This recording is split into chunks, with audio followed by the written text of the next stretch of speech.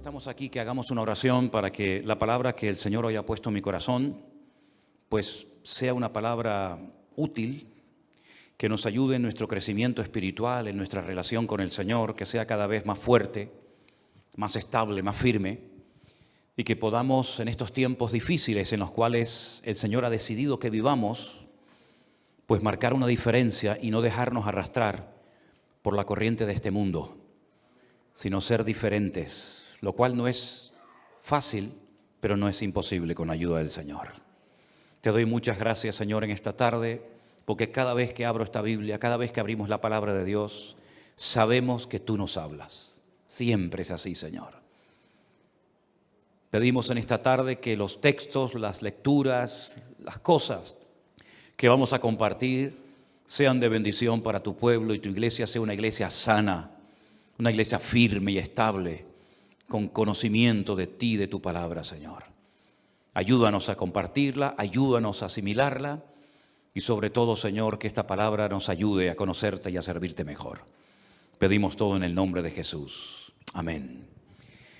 Y amén. Gloria al Señor. Hay un capítulo en el Antiguo Testamento que es el capítulo 32 del libro del Éxodo, que es un capítulo, digamos, triste, porque ocurrió algo que dejó en evidencia la situación real del pueblo de Dios. Yo tengo una frase que suelo utilizar muy a menudo cuando hablo con gente y cuando comparto, y es que yo trabajo con realidades, no con cosas que me gustaría, ¿no?, sino con realidades. Y hay una realidad en este capítulo 32, y es que el pueblo de Israel, en este momento puntual, quedó en evidencia. No era tan maduro como se suponía que eran. No estaban tan firmes y tan bien establecidos en el Señor como se esperaba de ellos en este momento. Cometieron un pecado terrible, terrible, que trajo consecuencias muy graves al pueblo. Miles de personas murieron. Y hay un antes y un después, y no es un tópico esta frase, ¿saben? Yo sé que a veces se utiliza esto con mucha facilidad, pero créanme que hay un antes y un después en la historia del pueblo de Israel, incluso de una de las tribus que ahora vamos a ver a raíz de este acontecimiento. Yo voy a leer todo el capítulo, porque a veces veo que muchas veces se pellizca, ¿no? Se leen 4 o 5 versículos y como que nos olvidamos del contexto. No, vamos a leer todo el capítulo. En Éxodo 32 dice que viendo el pueblo que Moisés tardaba, quédense con ese detalle, viendo el pueblo que Moisés tardaba en descender del monte, se acercaron entonces a Aarón y le dijeron: levántate, haznos dioses que vayan delante de nosotros, porque a este Moisés, el varón que nos sacó de la tierra de Egipto, no sabemos qué le haya acontecido. Y Aarón les dijo: apartar los zarcillos de oro que están en las orejas de vuestras mujeres, de vuestros hijos, de vuestras hijas, y traédmelos. Fíjate, todo en género femenino. Pero sin embargo el verso 3 dice que todo el pueblo, incluido hombres y mujeres, apartó los zarcillos de oro que tenían en sus orejas y los trajeron a Aarón. Y él los tomó de mano de ellos y le dio forma con buril e hizo de ello un becerro de fundición. Entonces dijeron: Israel, estos son tus dioses que te sacaron de la tierra de Egipto. Solamente como dato, ¿no?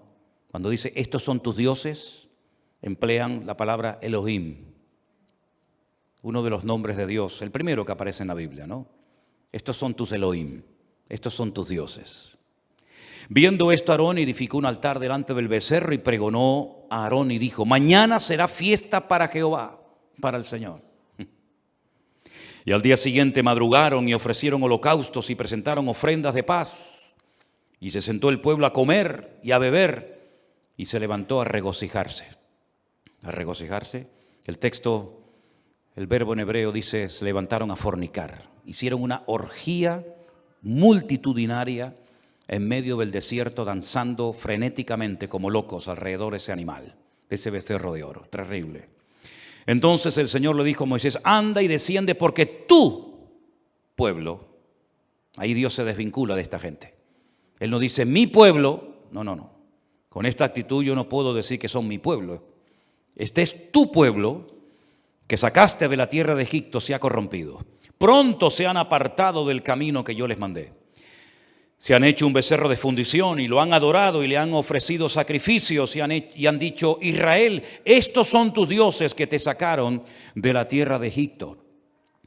Dijo más el Señor a Moisés: yo he visto a este pueblo, que por cierto es pueblo de dura cerviz.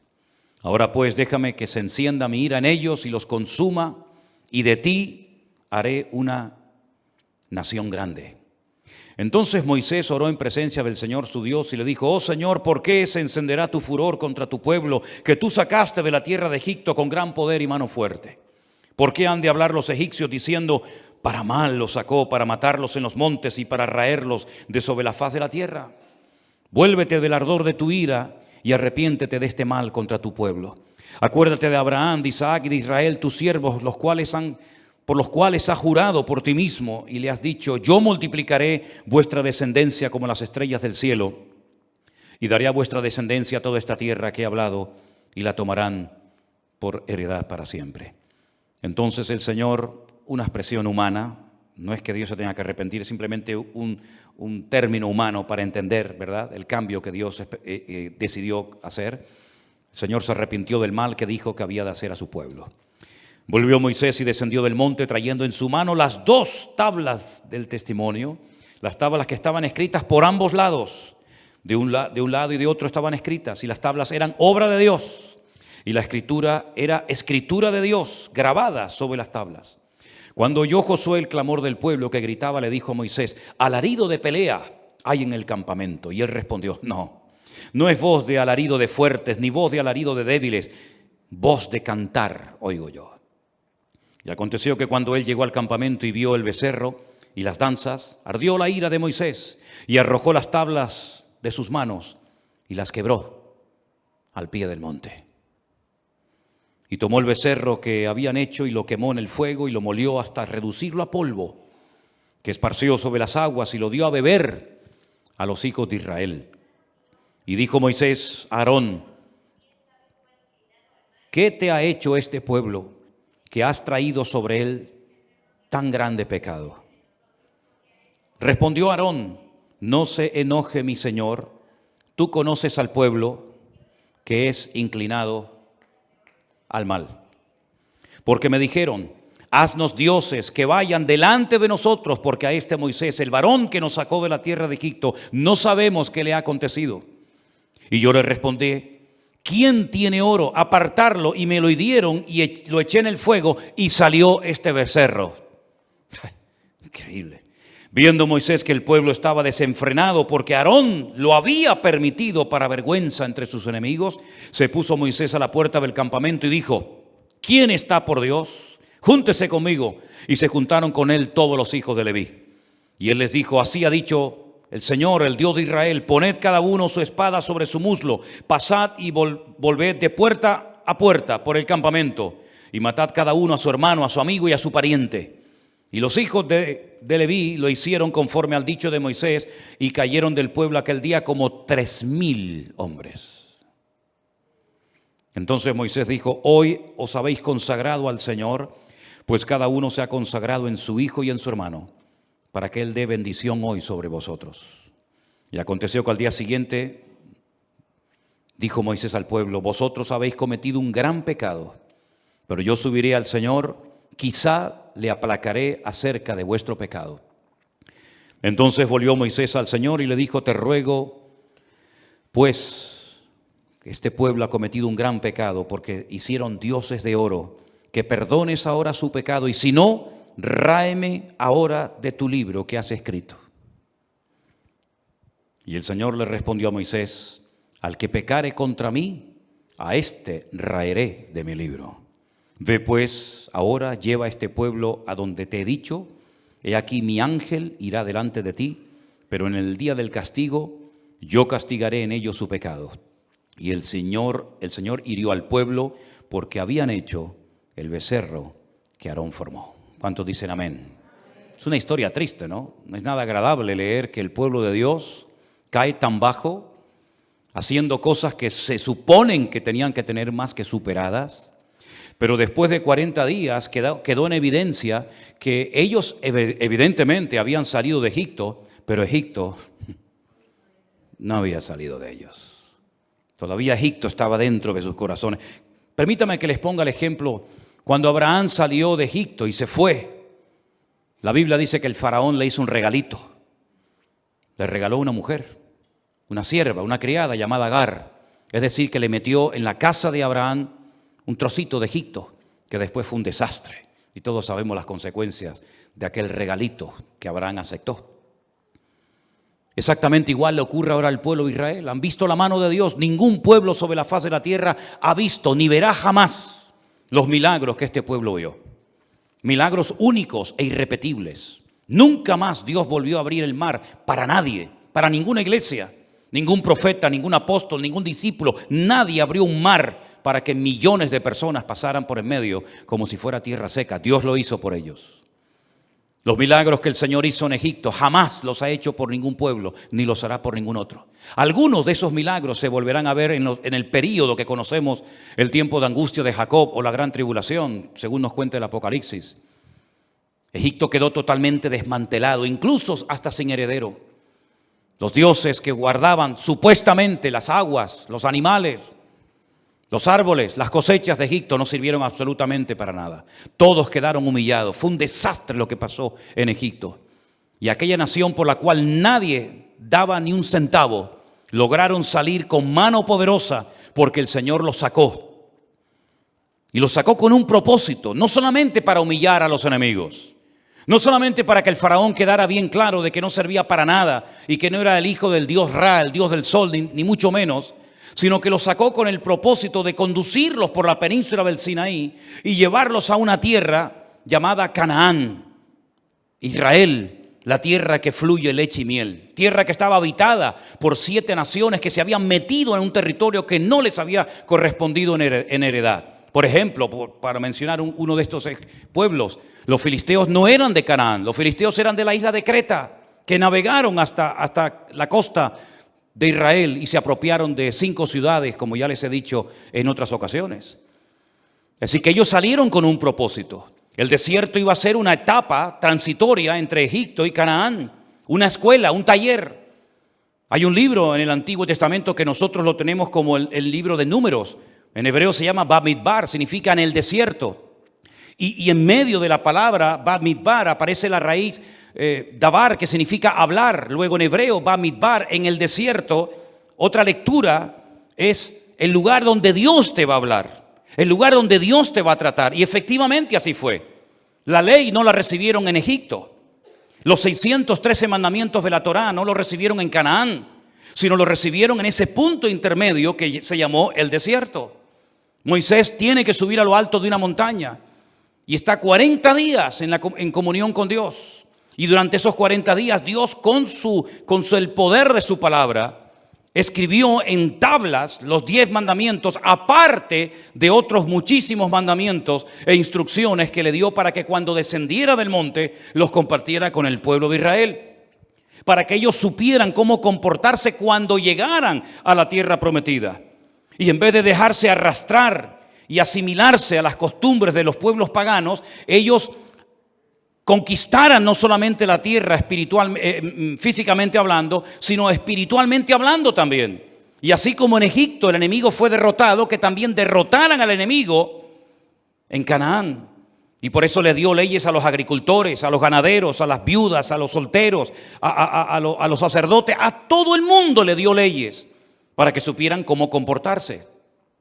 Les explicó cómo se tenían que hacer los sacrificios, cómo se tenía que construir el tabernáculo, en qué dirección geográfica tenía que estar, quién tenía que montarlo, quién tenía que desmontarlo, qué animales servían, qué animales quedaban totalmente descartados, etcétera, etcétera. Son 613 mandamientos, las mismas semillas que tiene una granada en Israel, para que recuerden cada vez que se coman una granada que hay 613 mandamientos en la Torá, en lo que llamamos el Pentateuco, el Humash. Y Moisés está en el monte Sinaí recibiendo todas esas instrucciones, todas esas palabras. De hecho, hay un libro que se llama Devarim, que significa las palabras que Dios le dio a Moisés en el desierto, o Deuteronomio. En esos 40 días el pueblo no supo comportarse.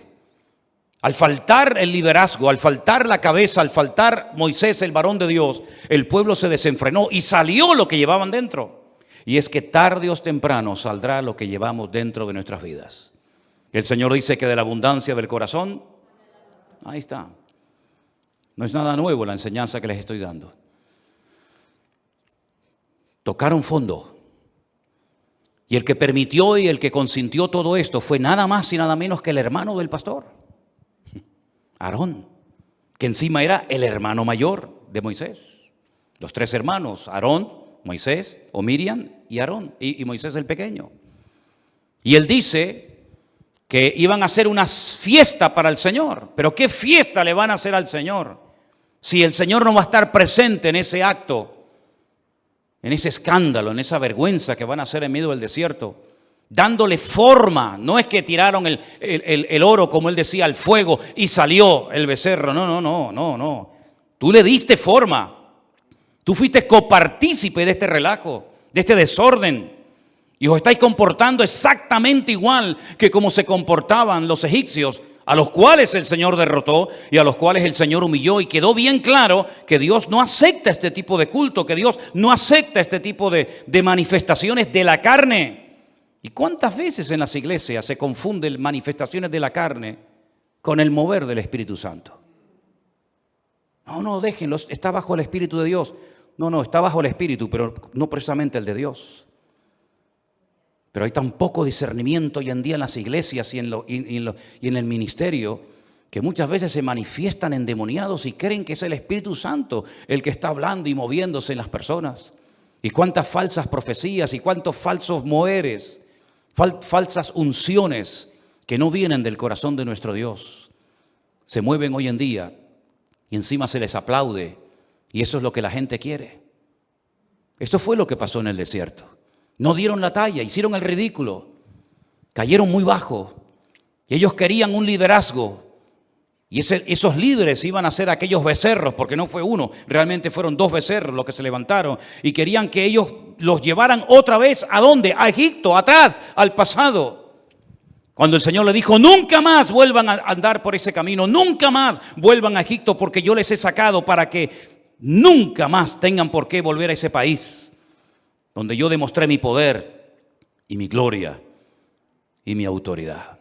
El estilo de vida que estaban viviendo en ese momento aquel pueblo era el estilo de vida de los mundanos, de los idólatras, de los paganos en Egipto. Se les había impregnado en la carne, en su estilo de vida, en su forma de adorar, en su forma de expresar su alabanza. Se les había metido Egipto hasta el fondo. Y Aarón fue copartícipe de todo esto. ¿Cómo no va a perder los papeles? ¿Cómo no va a entrar en ira y en cólera Moisés después de estar 40 días y 40 noches en la presencia del Señor y encontrarse a su pueblo haciendo cosas terribles? No pudo soportar aquello. Rompió las tablas de los 10 mandamientos. Luego tuvo que volver a subir para que el Señor le diera lo que un día le dio, pero que él rompió, ¿verdad? Y es que todos los seres humanos, incluidos también los pastores, tenemos un límite. Nuestro conocimiento es limitado, nuestro amor, por mucho que digamos, es limitado, nuestra fe es limitada y también nuestra paciencia es limitada. Y que conste que Moisés, dice la Biblia, que era el más manso de toda la tierra, y lo sacaron de quicio, no aguantó esto. Y el Señor le dijo, voy a destruir al pueblo. No voy a tolerar que mi pueblo haga esto y que me provoquen a ira. Así es que no te preocupes, los voy a arrasar a todos, pero haré de ti una nación grande. Y entonces Moisés es cuando entra, si me permiten, en negociaciones con su Dios. Y le dice, no, Señor, ¿qué van a pensar los pueblos cuando oigan que tú no fuiste capaz de introducirlos en la tierra prometida?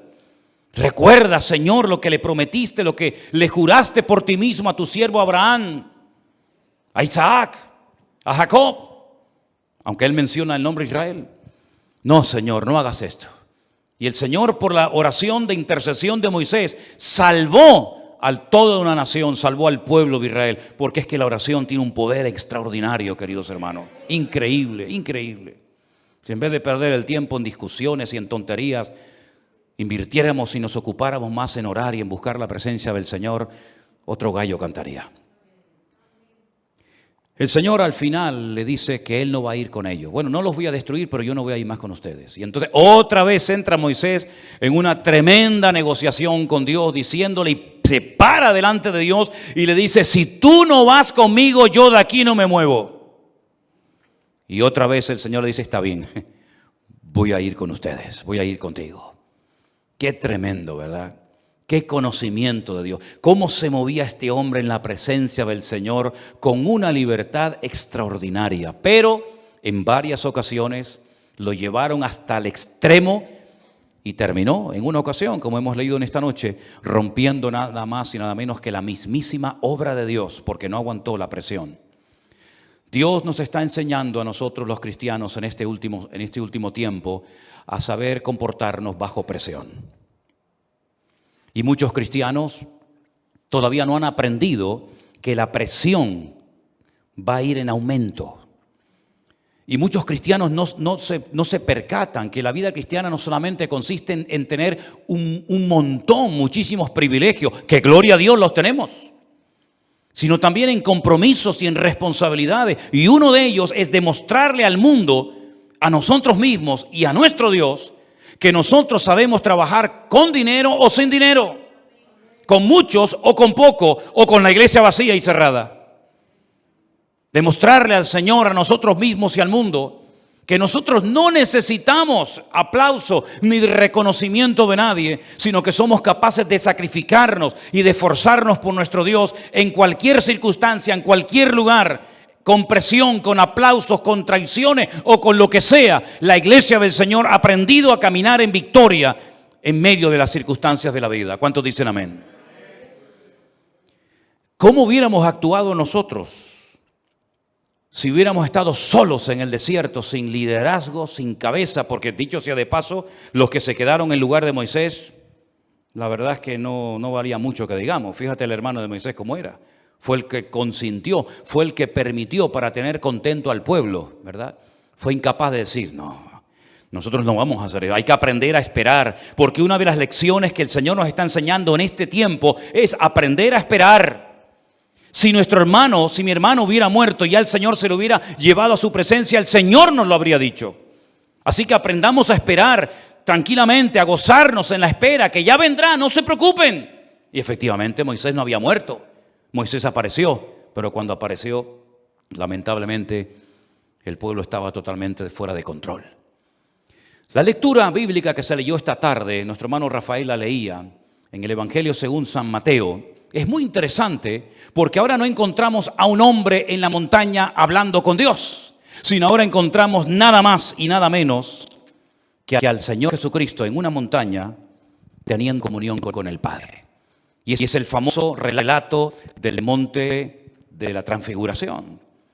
La tradición dice que el monte Tabor, un monte muy bonito, es donde el Señor Jesucristo decidió transfigurarse, transformarse, ¿verdad? Y comenzar a enseñarle a 3 de sus discípulos, a 3 testigos, Pedro, Jacobo y Juan, parte de su gloria. Y no solamente parte de su gloria, sino además se presentaron 2 personajes muy interesantes y uno de ellos era Moisés, para que después digan que Moisés no entró en la tierra prometida. Sí, Moisés entró en la tierra prometida, pero no cuando él quiso, sino cuando el Señor quiso. Y también se presentó el profeta Elías. Y allí por segunda vez se vuelve a oír la voz audible de Dios. Pocas veces, créanme, pocas veces, si no hagan el esfuerzo en estos próximos días o meses, de buscar en la Biblia cuántas veces Dios se ha dejado oír audiblemente. Y no han sido muchas, En el día que bautizaron al Señor Jesucristo en el río Jordán, Juan el Bautista, ¿se acuerdan? Dice la Biblia que Dios dijo, este es mi Hijo amado, en el cual tengo complacencia. Y se oyó la voz audible del Padre. Y ahora se vuelve a oír en el monte de la transfiguración. El mismo Dios, la misma expresión, este es mi Hijo amado, al que yo he señalado, al que yo he escogido, en el cual deposito toda mi confianza, lo avalo, lo apoyo. En Él está mi gozo y mi deseo cumplido.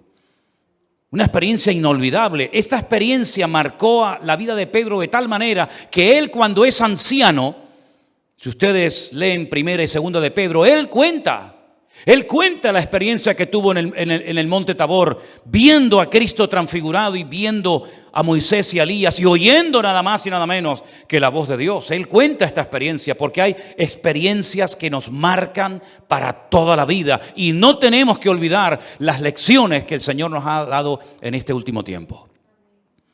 ¿Cuándo bajan de la montaña?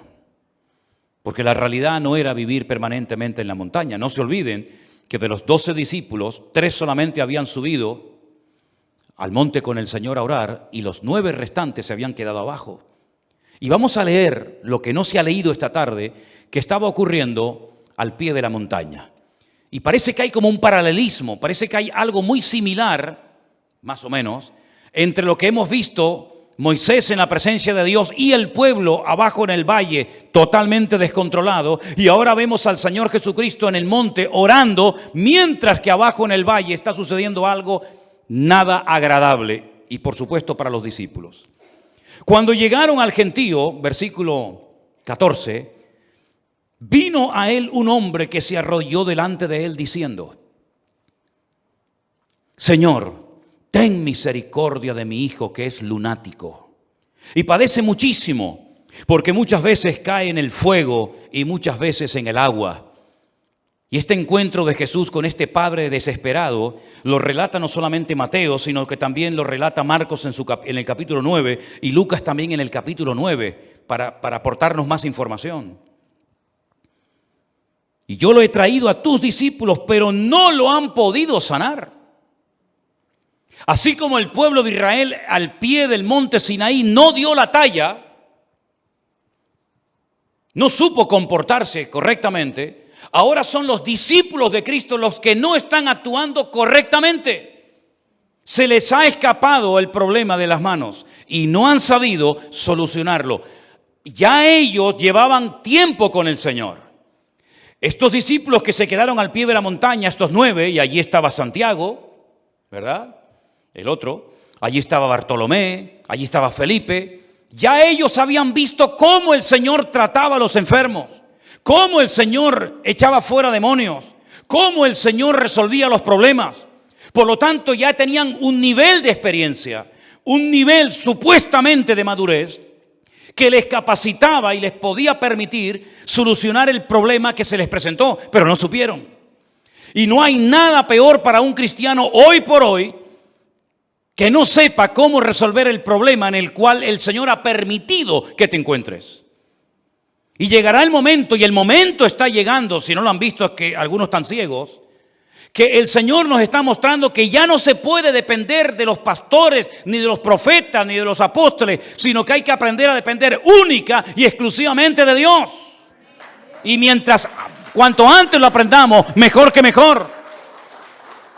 La gran desgracia de muchos cristianos es que se convirtieron al pastor y no al Señor del pastor. Y conocen más de la iglesia del Señor que del Señor de la iglesia. Y conocen tal vez algo de la Biblia del Señor, pero no del Señor de la Biblia. Y en este momento los discípulos han hecho el ridículo. No han sabido solucionar un problema. ¿Tú sabes cómo se solucionan tus problemas económicos? A mí me llaman todos los días de todas partes del mundo para que les diga cómo tienen que resolver sus problemas económicos, cómo tienen que solucionar sus problemas ministeriales, cómo tienen que arreglar sus problemas matrimoniales. Centenares de personas. Y yo digo, pero Dios mío, ¿qué se ha enseñado en los últimos años al pueblo de Dios? Que ahora que ha llegado el momento de la verdad, ¿dónde está la fe de la iglesia? ¿Dónde está el discernimiento del pueblo de Dios? ¿Dónde está el conocimiento supuesto que tenía que tener la iglesia? ¿Dónde está todo eso? ¿De qué han servido los cientos y cientos y miles de sermones que algunos hermanos han oído en los últimos años? 1500 y pico sermones tenemos nosotros, solamente nosotros, en nuestro canal de YouTube. 1500 sermones. cientos de devocionales, cientos de estudios. ¿Y de qué ha servido todo eso? Los discípulos no saben cómo actuar con un muchacho que tiene un espíritu que lo quiere matar, con un padre que ha venido con toda la ilusión y con toda la fe del mundo y ahora se lleva una desilusión tremenda, porque los que supuestamente saben cómo resolver los problemas a la hora de la verdad no saben nada. No fueron a los escribas, no fueron a los fariseos. Este padre no llevó a una sinagoga a su hijo, no lo llevó para que el sumo sacerdote Anás o el otro Caifás le ayudara, porque él sabía perfectamente que el liderazgo de Israel en aquel tiempo estaba corrupto, era un desastre, era igual o peor que el sacerdocio en los tiempos del sacerdote Elí, ¿se acuerdan? Con sus hijos Ofni y Fines, que eran un desastre en Primera de Samuel. Él no va a esa gente.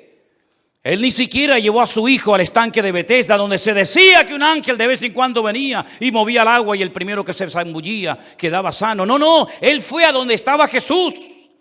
Pero al ver que no estaba el Señor, no se desanima. No dice, bueno, si no está el Señor, cojo y me voy. No, porque él da por cierto que los hombres que viven pegados al Señor saben cómo actuar, porque para eso son sus discípulos. Podía haber dicho, no, ustedes no, yo no pongo a mi hijo en las manos de ustedes porque ustedes, yo no me fío de ustedes, porque ustedes no saben. No, el hombre se queda, el hombre no se va. Y el hombre pone a su hijo en manos de los discípulos para que lo ayuden, pero se lleva una desilusión, porque se da cuenta de que los discípulos no saben cómo resolver este problema.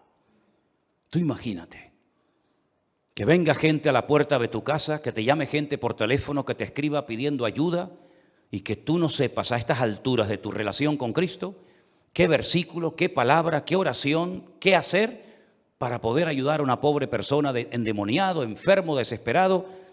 Y es lo que le está pasando a muchos cristianos, porque se han hecho tan dependientes. Y entonces este hombre le dice al Señor, ten misericordia de mi hijo. Yo lo he traído a tus discípulos, pero no lo han podido sanar. Entonces Jesús, esta expresión fuerte, oh generación incrédula y perversa, ¿hasta cuándo he de estar con vosotros? ¿Hasta cuándo os he de soportar? ¿A quién le dijo el Señor esto? ¿Al Padre? ¿Encima? ¿Echarle una bronca a un hombre que ha venido con toda la ilusión y con toda la fe del mundo? No. Mi opinión personal, yo creo que el Señor le está diciendo a sus discípulos, ¿hasta cuándo?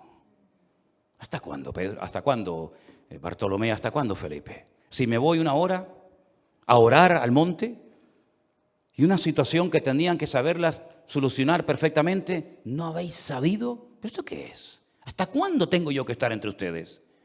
Ya no han aprendido, no han visto cómo hago, cómo no hago, cómo ministro, cómo oro, cómo reprendo. ¿No saben ya todo esto? ¿Esto qué es? ¿Una escuela o esto qué es? Reprendió Jesús al demonio, el cual salió del muchacho y este quedó sano desde aquella hora. Y entonces ahora viene la segunda parte de la historia, muy interesante, por cierto. Vinieron entonces los discípulos a Jesús aparte, no se atrevían a preguntarle tal vez en público, ¿por qué nosotros no pudimos echarlo fuera? Bueno, pregúntate tú. Porque a veces tú no has sabido cómo actuar como cristiano cuando te pasa algo con tu mujer o con tu marido. Pregúntatelo tú. ¿Por qué tú no sabes cómo actuar cuando parece que el enemigo está dando coletazos por todos lados y cuando parece que todo está saliendo mal y las puertas se abren? Pregúntate tú, ¿por qué no sabes tú actuar? ¿Y por qué te derrumba una crítica? ¿Por qué te tumba una calumnia?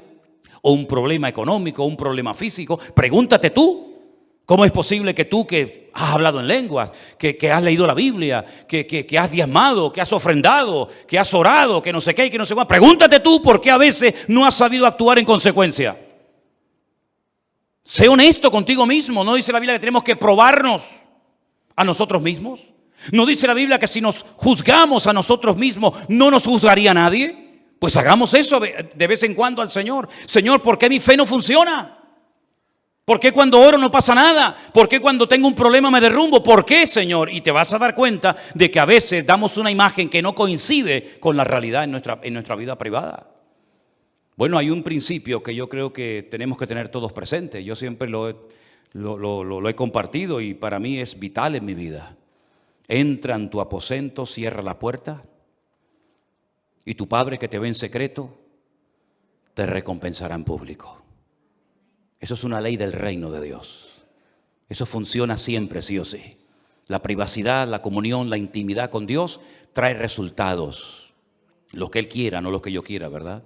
Pero en este caso el resultado era que este niño se fuera sano y que este padre pudiera dar testimonio en su barrio, en su familia, en su pueblo, en su ciudad, de que su hijo fue sanado por el poder de Dios, pero no lo pudo hacer. ¿Por qué? Porque sus discípulos no fueron capaces de solucionar y tomar control y autoridad sobre esta situación. Y Dios nos va a poner a prueba. Dios nos va a poner a prueba a todos. En lo económico, en lo espiritual, en lo ministerial. Dios nos ha puesto y nos va a seguir poniendo a prueba para que nos demostremos a nosotros mismos si verdaderamente estamos tan firmes como pensábamos que estábamos, o estamos muy verdes todavía y nos falta mucho crecimiento espiritual. ¿No le decía el apóstol Pablo a los hermanos de la iglesia de Corinto en el capítulo 1, hermanos, doy gracias al Señor de que nada os falta en ningún don? Capítulo 1, extraordinario. Pero cuando llegas al capítulo 3 es un desastre, porque le dice, hermanos, ustedes que están con los dones para arriba y para abajo, ustedes que no les falta de nada espiritualmente hablando, ¿cómo es posible que debiendo ser ya maestros seáis niños y hayan celos y envidias entre vosotros? Yo soy de uno, yo soy de otro. ¿Quién predica hoy? Ah, no, a mí ese no me gusta, yo voy el próximo domingo. Yo soy de Pablo, yo soy de este, yo soy de aquel. ¿Cómo es posible que todavía ustedes están bebiendo leche cuando ya tenían que estar comiendo solomillo y carne? Capítulo 1, nada os falta ningún don. Capítulo 3, carnales, niños en Cristo, inmaduros. ¿En qué quedamos? Es que los dones, queridos hermanos, no siempre van en consonancia con la madurez y con el carácter de un creyente. Hay gente que en su carácter son un desastre. Un desastre. Y por eso muchas veces escuchamos expresiones como, este es cristiano, esta es cristiana, esta va a tu iglesia. No, pero después vas a la iglesia y lo ves, sí, déjate de tanta barrándara y paga lo que debes. Y perdona cuando te ofenden. Y atiende a tu marido que lo tienes abandonado, que crees que te casaste con la iglesia en vez de que te casaste con él. Y atiende a tu hija y a tu hijo, que no sabe lo que está viendo en la dichosa tablita esa diabólica que tienen los chiquillos atontados. ¿Verdad? Hay que probarnos a nosotros mismos y decir, bueno, ¿cómo estamos delante del Señor? Y este tiempo desde marzo del 2020, que a mí me marcó a fuego la vida y me la cambió para siempre, ¿verdad? El Señor nos ha estado demostrando que Él es fiel, que Él es galardonador de los que le buscan, que Él no falla, que Él está ahí, que su fidelidad es real, constante, genuina, verdadera. Pero también muchos han quedado en evidencia y no han aguantado. Y se han derrumbado y se han desanimado. Pero nosotros tenemos que tener en cuenta que, mira, ni ángeles, ni principados, ni potestades, ni lo presente, ni lo porvenir, ni ninguna cosa creada nos podrá separar del amor de Cristo, el Señor nuestro. Antes somos más que vencedores, dice la Biblia. Aleluya. Es el momento de vivir para Cristo de verdad. Ya no es tiempo de teorías, las teorías no funcionan. Y en este tiempo menos todavía. En este tiempo las teorías no funcionan. ¿Por qué nosotros no pudimos echarlo fuera? Y el Señor les dijo, por vuestra poca fe. Una de las cosas que me gusta muchísimo del Señor es que con pocas palabras dice mucho. Y lo que no me gusta de la gente es que para decirte una cosa te están 3 horas hablando. El Señor era todo lo contrario. ¿Me están preguntando por qué? Pues muy fácil, por vuestra poca fe. Vuestra fe no es la que tiene que ser a estas alturas de la vida. Los hombres de más fe en Israel tendrían que ser ustedes. Ustedes tenían que ser un ejemplo a los demás de fe. Los escribas y fariseos tenían que venir a ver cómo viven ustedes una vida victoriosa y poderosa. Pero todavía no tenéis esa fe. Y por eso hacéis el ridículo cuando viene pruebas y dificultades a vuestra vida. Ahora, para resumir, el pueblo de Israel sale de Egipto, vio la gloria del Señor, pero no dio la talla porque no supo esperar en el Señor. Y los que no saben esperar en el Señor pueden cometer, sobre todo en este tiempo, terribles decisiones. Los que no sepan esperar en el Señor. Ahora nos damos cuenta de lo importante que es ese salmo que dice: encomienda al Señor tu camino, confía en Él y Él hará. Espera pacientemente en el Señor, ¿verdad? Deleítate a sí mismo en el Señor y Él te concederá las peticiones de tu corazón, etcétera, etcétera. Aprender a esperar. No supieron esperar, cometieron el peor error de su vida: querer volver al pasado, querer volver a Egipto y además hacerse con 2 becerros de oro, que eso fue una abominación y una herejía contra el Señor. Tenemos ahora el ejemplo del Señor se va al monte a orar y los que quedaron en el valle no supieron cómo actuar. ¿Dónde estás viviendo tu cristianismo? ¿En el monte o en el valle? Porque si lo vives en el valle, estoy hablando metafóricamente, ¿verdad? Si lo vives en el valle, no sabrás cómo responder a los problemas, no sabrás cómo responder a las necesidades que se te presenten, porque vives abajo en el valle. Pero ¿qué le dijo el Señor a Abraham? Sal de la tienda, sal de ahí adentro que vas a ver. Tela sucia y polvorienta. Sal de la tienda, hombre. Mira para arriba. Cuenta las estrellas. Si estás dentro de la carpa no vas a ver nada. Sal de la tienda y ponte a contar las estrellas. Y cuando hayas terminado, ponte a contar los granitos de polvo de arena en el desierto, porque así será tu descendencia. Lo tiene que sacar fuera. Elías se desanimó, ¿por qué? Porque se metió, porque estaba donde no tenía que estar, en una cueva. Y el Señor dice: no, sal de la cueva, mucho camino todavía te queda por caminar, ¿verdad? ¿Por qué no pescaban grandes peces? Porque estás pescando en la orilla, mijo. Boguen mar adentro y echen las redes, porque allá afuera es donde está la bendición, no aquí en la orilla, aquí hay nada, aquí no hay nada. Y el Señor nos está empujando, el Señor nos está moviendo y nos está mostrando que hay más, hay mucho camino por conquistar, hay muchas puertas que se abren, pero ¿dónde están los que van a dar la talla? ¿Dónde están los hombres y mujeres que en este tiempo van a decir: Señor, heme aquí, envíame a mí? Yo qué sé. Señor le dijo un día a un profeta: yo salí por Israel a buscar a un hombre y no lo encontré. Yo salí a buscar a uno y no había nadie. Uno que se pusiera entre mí y el pueblo, como hizo Moisés, y salvó al pueblo, pero hoy en día no lo hay. Hoy en día cristianos por todos lados. Pero ¿dónde están verdaderamente esos hombres y mujeres que ponen su mano en el arado y que dicen: no, a mí no me va a tumbar el COVID, amigo? A mí no me va a tumbar la crisis económica. Yo aunque tenga que vivir debajo de un puente, pero más vale bocado seco y en paz con la bendición de Dios que casa llena de provisión sin la bendición de Dios. Como le dije el otro día a uno, digo: mira, prefiero ser cojo, pero tener la bendición de Dios, que ser un atleta que gana medallas de oro, pero que no tiene la bendición de Dios. Jacob era un cojo, arrastraba la pierna porque el Señor lo paró, pero tenía la bendición de Dios. ¿Y cuántos corrían o corren hoy en día, pero que no tienen la bendición de Dios? Asegúrate y pregúntate en esta noche si verdaderamente tú tienes la bendición de Dios en tu vida. No te pregunto si eres miembro de esta o de cualquier iglesia. No te pregunto eso. Yo te pregunto si tú sabes que cuando haces algo, el Señor te respalda. Porque dice la Biblia que por sus frutos los conoceréis. Y el fruto que dio Israel en el monte Sinaí y el fruto que dieron los discípulos en aquel valle fue un desastre. Y yo le quiero pedir en esta noche al Señor que el Señor nos ayude a vivir en las alturas. Vosotros que habéis resucitado, poner la mira en las cosas de arriba, sentados con Cristo en los lugares celestiales. Miremos la vida de arriba para abajo, porque si la miramos de abajo para arriba nos vamos a desanimar y nos vamos a hundir. Pero si estamos allí en la presencia del Señor con Él, nos vamos a reír de Goliat, nos vamos a reír de las murallas, nos vamos a reír de las tormentas. ¿Por qué? Porque mayor es el que está en nosotros que el que viene contra nosotros. Fuertes aplausos a nuestro Dios. Aleluya, gloria a Dios. Gloria a Dios, qué bueno eres, Señor. Aleluya. Bendito sea tu nombre. Nos ponemos de pie, hermanos. Hermanos queridos, esta es la palabra que yo tenía hoy para ustedes en mi corazón. Vivamos en las alturas con Cristo y no en el valle de la desesperación. Levantemos nuestra mirada y miremosle a Él. Las iglesias fallan, los pastores fallan, todo nos falla en la vida, pero Él, aleluya, Él siempre estará con nosotros. Gloria a Dios. Las circunstancias son cambiantes. Hoy el que te aplaude, mañana te hunde, o mañana el que te hunde, mañana te levanta los altares. Mira, nosotros ya hemos aprendido a mirar solamente a Cristo.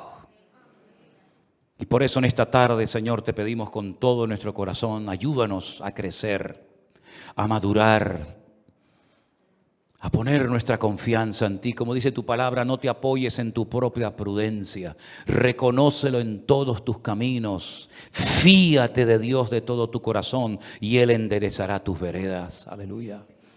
Señor, hemos visto cómo tu pueblo en un momento puntual de la historia te falló.